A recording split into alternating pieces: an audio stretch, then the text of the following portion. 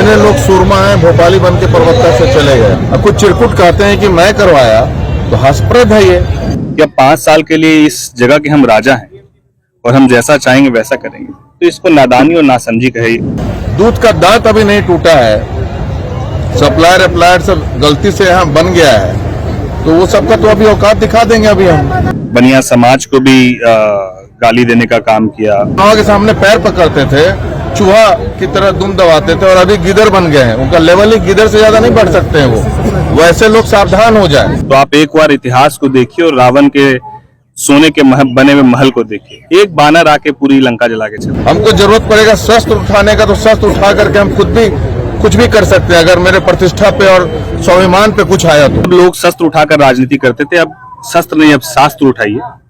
शस्त्र का दौर खत्म हो गया। खुल के दुश्मनी नहीं कर रहा हूँ, लेकिन अब जरूरत पड़ेगा, कुत्ता ज्यादा भौंकने लगे तो लात मारना पड़ता है। डरपोक कह सकते हैं ना, उस तरह के जो लोग होते हैं वो खुद को ज्यादा बलशाली दिखाने का प्रयास करते हैं। तो ऐसे लोग जो हैं, चोर चिल्लर सब जो यहाँ पे बन गए हैं, कुछ आ गए हैं, वो सब गुलगुलिया का पैसा ले करके उससे धंधा करते हैं। नमस्कार, आप देख रहे हैं देशवा न्यूज। आपके साथ मैं हूं राजनंदिनी। लोक जनशक्ति पार्टी रामविलास वर्सेस जदयू एक बार फिर से देखने को मिल रहा है। आपको याद होगा कि किस तरीके से 2020 में चिराग पासवान की जो पार्टी है वो नीतीश कुमार के अगेंस्ट जाकर के लड़ी थी, और अभी भी ये कहा जाता है कि दोनों के बीच में जो मनमुटाव है वो अभी तक खत्म नहीं हुआ है। लेकिन इसी साल बिहार में विधानसभा का चुनाव होने वाला है। बिहार विधानसभा चुनाव 2025 होने वाला है, जिसको लेकर के पूरी जो एनडीए है वो पुरजोर कोशिश कर रही है। लेकिन एक अलग से तस्वीर सामने आ रही है, जिसमें कि लोक जनशक्ति पार्टी रामविलास के सांसद वर्सेस जदयू के विधायक की लड़ाई हो रही है।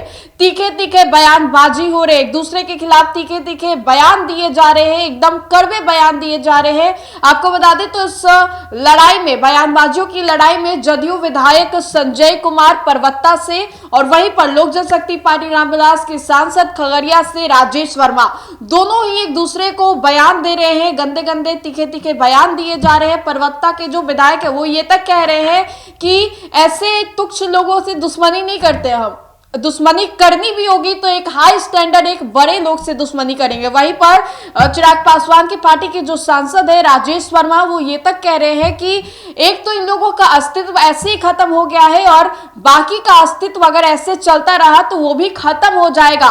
बयानबाजी इतनी आगे चली गई है कि दोनों लग रहा है कि जो शब्दों के मर्यादा है उसको तार तार कर दी। हम आपको एक एक करके दोनों के बयान से रूबरू करवाते हैं, और देखिए किस तरीके से जो लड़ाई है वो बढ़ती जा रही है। परवत्ता से विधायक है संजय कुमार, वो पहले कुछ बयान दे देते हैं, वहीं पर उसके बाद भड़क उठते हैं लोक जनशक्ति पार्टी रामविलास के सांसद राजेश वर्मा। आज भैया कार्यकर्ता सम्मेलन हुआ है, इसका कितना असर होगा, क्या लगता है? इसका व्यापक असर होगा पूरे जिला में, क्योंकि हमारे विधानसभा से ही हजारों की संख्या में लोग आए, और एनडीए के सारे कार्यकर्ता यहाँ पे आए हैं। और देखिए, हम लोगों का सिर्फ दल को लेकर के जुड़ाव नहीं है अपने कार्यकर्ताओं के साथ, हम लोग का हृदय का गठबंधन है।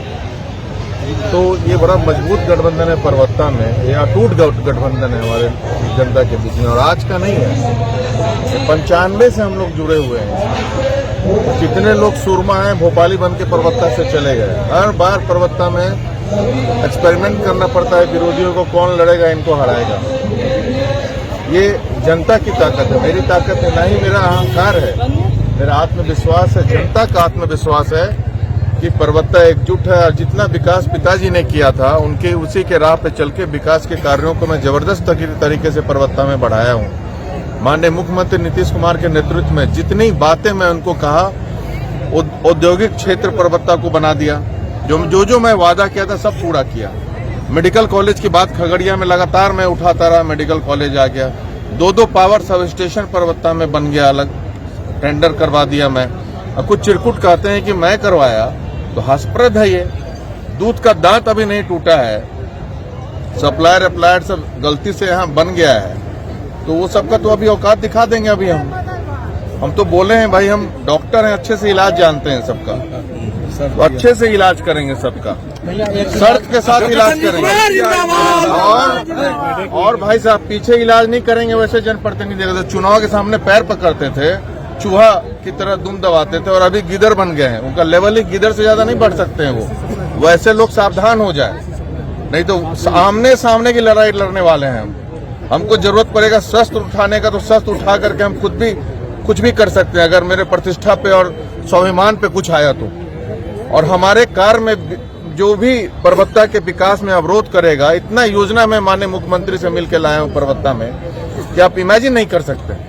चाहे हॉस्पिटल के क्षेत्र में हो, चाहे तालाब का महदीपुर में कोलवारा में मैं तालाब अच्छे से लग करके उसको टेंडर करवा करके उसका भी टेंडर हो गया।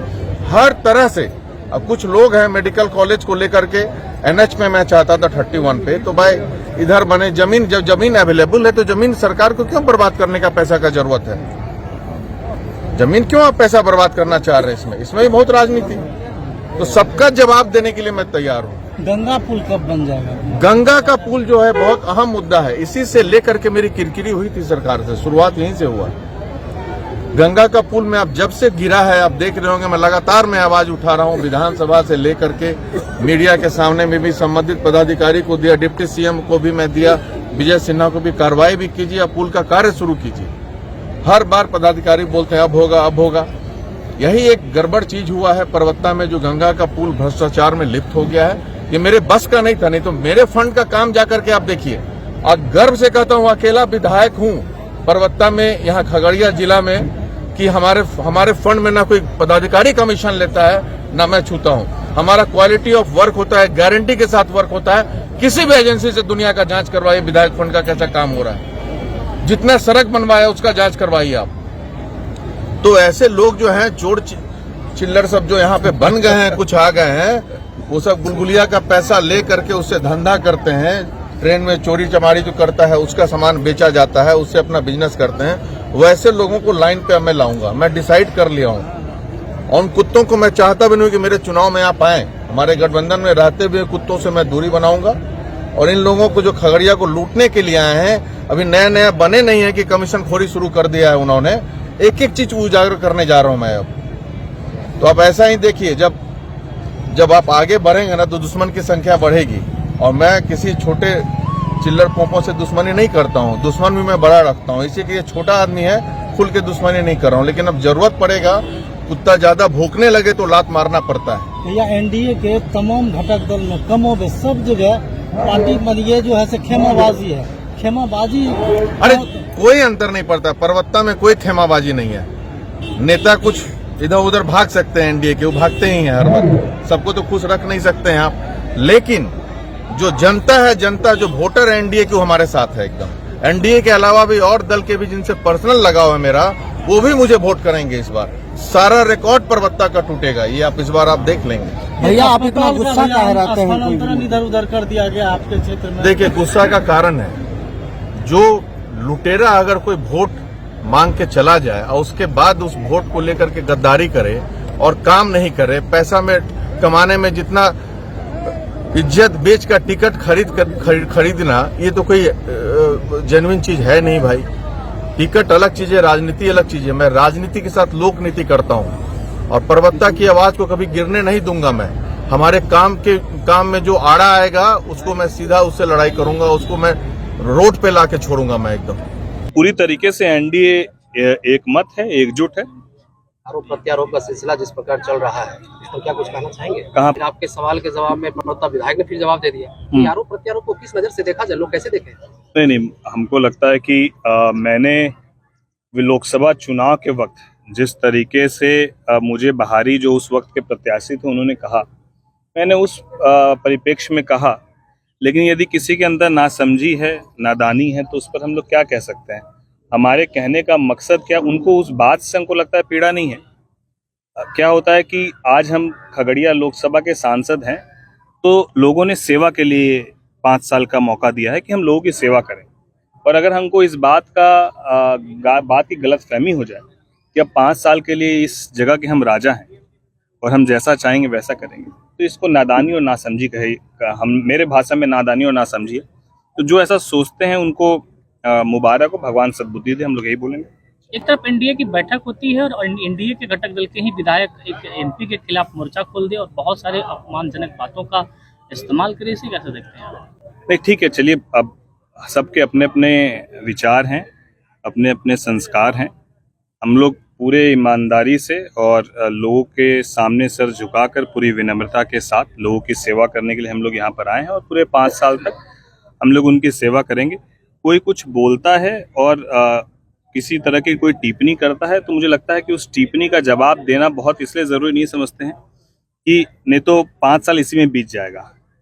अभी सिर्फ अर्जुन की तरह जो है मछली की आँख जैसे अर्जुन को दिख रही थी, उसी तरीके से खगड़िया का विकास हम लोग को दिख रहा है और इस बीच में आने वाली तमाम चीज़ों को हम लोग नज़रअंदाज करते हुए आगे चले। एक बड़ा आरोप उन्होंने लगा कि कमीशन खोरी का जो है प्रचलन शुरू कर दिया गया है एमपी के द्वारा। चलिए, वो तो मैं और भी बहुत सारी चीज़ें सुना कि उन्होंने बनिया समाज को भी गाली देने का काम किया, कुछ लोगों ने भी मुझे बताया, देखा। तो देखिए, मुझे लगता है कि राजनीति में मेरे से ज़्यादा अनुभव उनके पास है, बावजूद इस तरह की बात वो क्यों कह रहे हैं और एक खुले मंच पर क्यों इस भाषा का वो इस्तेमाल करते हैं जिसमें वो गाली देते हुए नजर आते हैं। वो एक समुदाय को जो है वो गाली देते हैं और कहीं ना कहीं वो उन्होंने कहा था कि हम शस्त्र उठा लेंगे, हम हस्तिनापुर बना देंगे, इस तरह की बात उन्होंने कही। तो मैं उनको यही कहना चाहता हूँ कि अभी जब आप राजनीति में आ गए, शस्त्र उठाने वाला जो समय था वो 2005 के पहले का था। तब लोग शस्त्र उठाकर राजनीति करते थे, अब शस्त्र नहीं, अब शास्त्र उठाइए। शस्त्र का दौर खत्म हो गया है। अब जो शस्त्र उठाएंगे वैसे लोग जो हैं, जिस तरीके से उनका एक अध्याय समाप्त हो गया, जो बचे हुए लोग हैं उनका भी अध्याय समाप्त हो जाएगा। राजेश वर्मा जिंदाबाद, राजेश वर्मा जिंदाबाद। पढ़े लिखे लोगों की जरूरत है, शिक्षित लोगों की जरूरत है और किसी भी सूरत में खगड़िया में कुछ एक विधानसभा जहां पर लोगों के अंदर एक भय का माहौल है, भय मुक्त खगड़िया, और उसमें पर्वता विधानसभा भी आता है। कोई हो, मेरा हमेशा ये मानना है कि गलत को कभी हम लोग प्रश्रय नहीं देंगे और सही के साथ हम लोग 100% खड़े रहेंगे। तो यहाँ पर जिस तरीके से एक बड़ी संख्या में लोग मुलाकात करने आते हैं और लोग अपनी पीड़ा बताते हैं कि हमारी जो है जमीन है उसको हड़प लिया गया, हमारे ऊपर केस कर दिया गया, मेरे बेटे के ऊपर केस कर दिया गया, मेरे पति के ऊपर केस कर दिया गया, महिला जिस तरीके से रो रही है, जिस तरीके से पीड़ित है, आखिर ये दौर कब तक चलेगा? कोई किसी को डरा के धमका के बहुत लंबी राजनीति नहीं कर सकते हैं। मैं हमेशा इस बात को कहता हूँ और यदि हम लोग किसी को प्रणाम करते हैं, चरण स्पर्श करते हैं तो हमारे संस्कार है। और अगर किसी को इस बात का गलतफहमी हो जाए कि चरण स्पर्श का अर्थ कोई हमसे भय खा रहा है, तो बहुत नासमझ व्यक्ति है। और नासमझ नादान लोगों के लिए सिर्फ हमारे पास यही कहने का है कि जनता मालिक है, विनम्र होइए, अहंकार में मत रहिए। और अगर आपको इतनी ही ताकत का अहंकार है तो आप एक बार इतिहास को देखिए और रावण के सोने के बने हुए महल को देखिए। एक बानर आके पूरी लंका जला के चला गया।